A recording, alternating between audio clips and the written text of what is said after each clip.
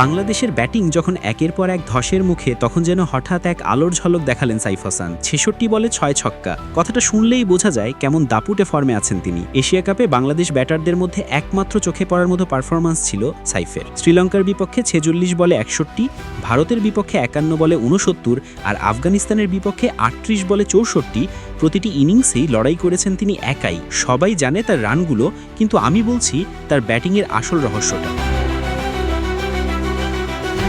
সাইফ অন্যদের মতো নিয়োগ করে খেলে না, মানে আগে থেকে ঠিক করে রাখে না কোন বলে মারবে কোন বলে ঠেকাবে। তার কিছু নির্দিষ্ট স্ট্রং জোন আছে, আর সেই জোনে বল পড়লে বাউন্ডারি হওয়া প্রায় নিশ্চিত। যেমন ধরুন, লেগ স্টাম্পের বাইরে সামান্য বাউন্সার দিলে ৯০% ক্ষেত্রে সেটি ছক্কা, আর অফ স্টাম্পের বাইরে ব্যাটের নিচে বল পড়লে সেখানেও মারার সম্ভাবনা অনেক। তবে যদি কেউ বুদ্ধিমানের মতো বলটাকে সামান্য সামনে ফেলে দেয়, সাইফ তখন কিছুটা বিপাকে পড়তে পারেন।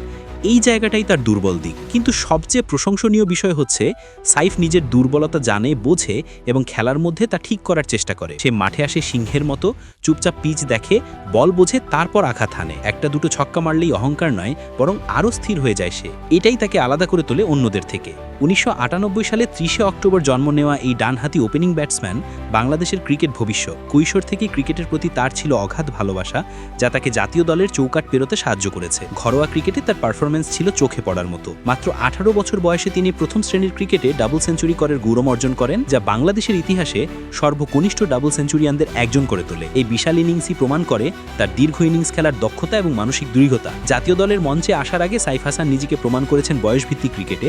তিনি ২০১৬ এবং ২০১৮ আইসিসি অনূর্ধ্ব ১৯ ক্রিকেট বিশ্বকাপে বাংলাদেশ দলের একজন গুরুত্বপূর্ণ সদস্য ছিলেন। এমনকি ২০১৬ এশিয়া কাপে বাংলাদেশ অনূর্ধ্ব ১৯ ক্রিকেট দলকে নেতৃত্বও দেন তিনি। সাফল্যের ধারাবাহিকতায় ২০২০ সালের ফেব্রুয়ারিতে পাকিস্তানের বিপক্ষে টেস্ট দিয়ে আন্তর্জাতিক ক্রিকেটে তার অভিষেক হয়। তিনি এরপর টি-20 ফরম্যাটেও বাংলাদেশকে প্রতিনিধিত্ব করেন। সাম্প্রতিক সময়ে তিনি একজন নির্ভরযোগ্য টপ অর্ডার ব্যাটসম্যান হিসেবে দলের আস্থা অর্জন করেছেন। বিশেষ করে টি-20 ক্রিকেটে তার আক্রমণাত্মক ব্যাটিং তাকে ভিন্ন এক মাত্রা দিয়েছে। ২০২১ সালে পাকিস্তানের বিপক্ষে টি-20 অভিষেক হয় তার। এশিয়া কাপে শ্রীলঙ্কার বিপক্ষে তার ম্যাচ জয়ী ৬১ রানের ইনিংসটি প্রমাণ করে বড় মঞ্চে চাপের মধ্যেও শান্ত থেকে পারফর্ম করার মানসিকতা তার আছে।